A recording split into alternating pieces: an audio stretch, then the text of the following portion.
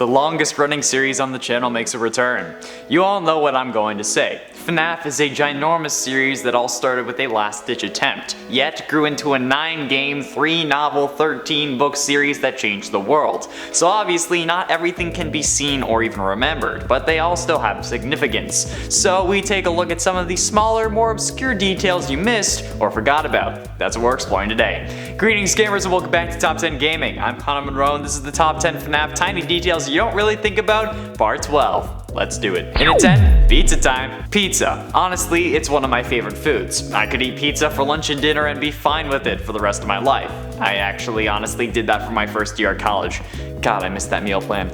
However, I totally missed the love that Mike seems to have for pizza in the security logbook. In fact, other than his name, it's the first thing he writes about. On page 6 of the logbook, it asks you to list 10 reasons why applying to Freddy Fazbear's Pizza seemed like a good idea at the time. Which, first of all, Scott, are you trying to get people to come for my job?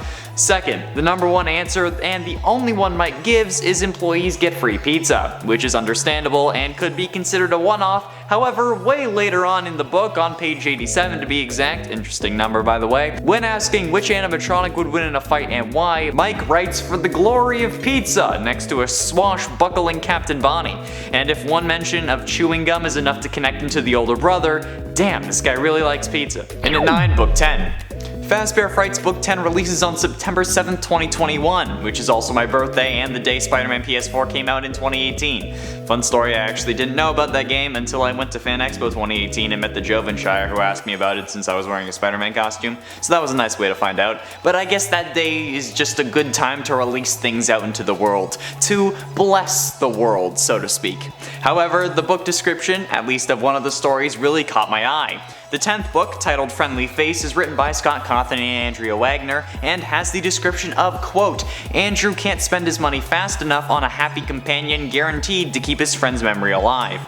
Which sounds awfully familiar to me, since it's my theory about what happened to Crying Child, how William programmed a robot to be an older version of Crying Child, except named him Michael and gave him memories of killing his younger brother in an effort to keep him away from the Fazbear restaurants. But also, the name Andrew rings a bell, since it's the name of the spirit who possesses William and the man in room 1280, who had been keeping him alive from the inside. And I won't be surprised if Andrew's friend absolutely loves pizza. And it ain't helpful. The security logbook seems to make a lot of headlines in these lists, but that's because it's packed full of so many ideas and theories if you know where to look. For example, looking outside the book to the concepts and universe that involve the book. The survival logbook is meant to be the security logbook, however Mike crossed out the word security and writes in survival. But this is a form of bringing us into the FNAF canon, by making us a night guard and this book being our training guide. But that begs the question, why this book? Why a book that has clearly been written in, especially on important things like incident logs, and why one that just straight up trashes the company, saying that this is basically a death wish and that we should have never taken this job unless it was for the pizza. It could be the last one, but even if it was, I'm sure they would print a new one with all the graffiti that's covering this book. And I mean, like, it's even covered in blood, for God's sakes. I mean, he crossed out security and also wrote survival. It must be because the other guard, or whoever hired you, knows about the danger and wants you to survive.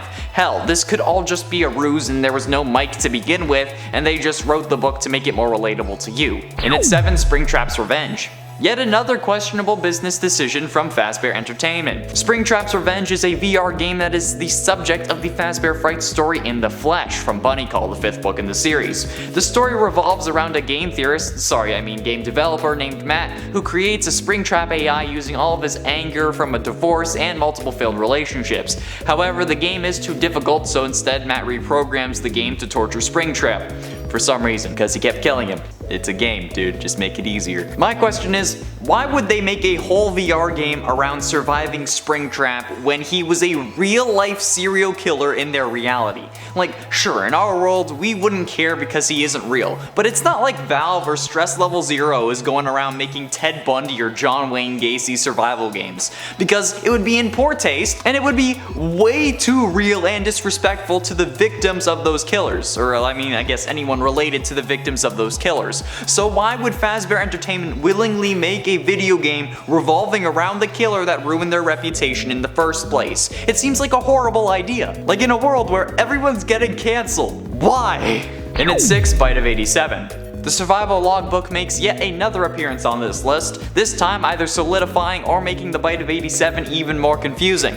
The Bite of 87 being the mysterious incident where someone, presumably Jeremy from FNAF 2, gets his frontal lobe bitten off by an animatronic. We thought we had the animatronic who did it pinned as Mangle, but then Ultimate Custom Night came along and proposed that maybe it was Toy Chica, with the line, "Where's my beak?" lodged in your forehead, of course. However, I think the logbook can actually give us more of an answer as to who done it. On page 35, the book asks you some would you rather questions about what you would do if you were trapped under a desk for a week surrounded by baby-themed animatronics. The last question it asks you is, would you rather lose a frontal lobe or an arm? Now, every other question makes sense for that situation aside from this one, so why would it ask this? To remind us of the Bite of 87, like we could forget, since on page 87 we see a couple animatronic cage matches with you determining the winner and why.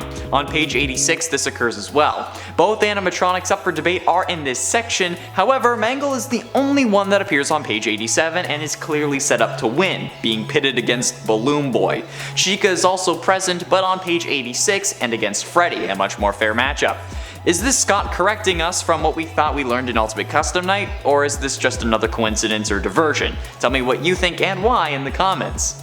Get it? Because it's like that section. Halfway through in at number 5, why Baby? One question I've had and seen a couple times is the question of why Baby was kicked out. We know that she has an argument and that's mostly why, but how did they know what parts were Baby's and why did they even include her in the first place? Well, they assumingly needed her abilities, but they could separate themselves because of Remnant. Something I rediscovered while researching my last video, the top 10 souls trapped in FNAF animatronics, is that in the FNAF novels it's revealed that the Funtime animatronics all contain the souls of the original 5 missing children. And that's probably where the idea to group together as Ennard came from. The desire for all parts of their souls to be together, or as close as they can be. And that's also probably a factor in why they kicked Baby out, since she contains the soul of Elizabeth Afton, the daughter of the man who took all their lives. And also because, you know, she doesn't have the soul of any of the missing children, so she was just an extra. They used her and they're like, wham bam, thank you ma'am. And at 4, clarification.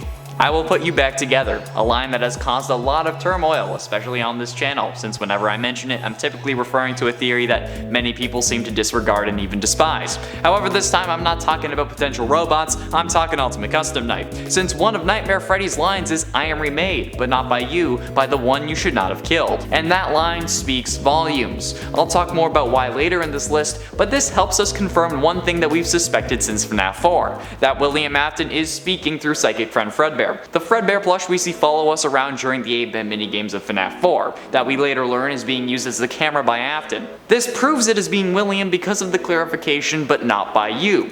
Like, why would he say that unless William was an option? Unless he had made some sort of promise like that before, and the only other time we hear the line is in FNAF 4. This is referencing the "I will put you back together" line, not the "I put her back together" that Michael says in Sister Location, because that's just a totally different thing. And at 3, intentional glitch. Glitchtrap is an odd character, an accidental addition to FNAF VR that somehow ends up interacting with the environment and altering aspects of the game. Well, does he? I've always questioned why Glitchtrap is able to move the curtain at the end of the game and seemingly even put us in the Freddy suit. Like, sure, he's a spirit technically, but he's also game code and would have to obey the laws of such, right? Like, any being must obey the laws of the form they inhabit or whatever they say in it chapter 2. So how is he able to move things like the curtain when I can't?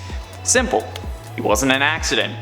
If he was a glitch, unintentional, how would the ending make sense? Who would put us in the Freddy suit? We wouldn't crawl in there ourselves after all. I mean, like, we know what would happen. Was there another character there? Did Glitchtrap replace them? No, he didn't. He was meant to be there, since you can see this ending without collecting all 16 tapes, so he wouldn't be reassembled yet.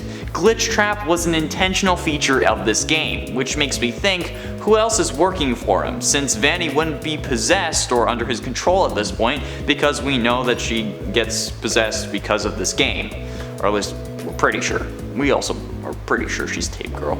And at 2, Nightmare's brain. This is a forgotten and maybe even unnoticed detail by some from FNAF 4 that was recently pointed out to me. Nightmare from FNAF 4's final level actually has a brain. You can kind of see it, like you can see the silhouette of it behind like his like semi-transparent head. Whether this was meant to represent Crying Child being rebuilt as a robot with his brain obviously still being alive since we're experiencing these nightmares in the game, or if it was just meant to hint at how some of these animatronics were created, the idea of brains in animatronics hasn't gone away. In fact, it's been highlighted. Take the FNAF VR Curse of Dreadbear DLC. In that DLC, we get a mini game where we must program our own Dreadbear according to preset directives. These are all calibrated into a brain that we must color, size, and configure before putting into Dreadbear's head. If we get it wrong or take too long to do so, we get attacked and killed, which could mean that some of these animatronics are killing or have killed simply because they were programmed wrong, instead of being programmed like that intentionally. It could be where William got the idea to use animatronics in the first place, or the brain could just be signifying Crying Child's brain death at the end of the game, since if he catches you, the game is over, and the brain in his head is only a further way to symbolize that. Finally, in at number 1, the one you should not have killed.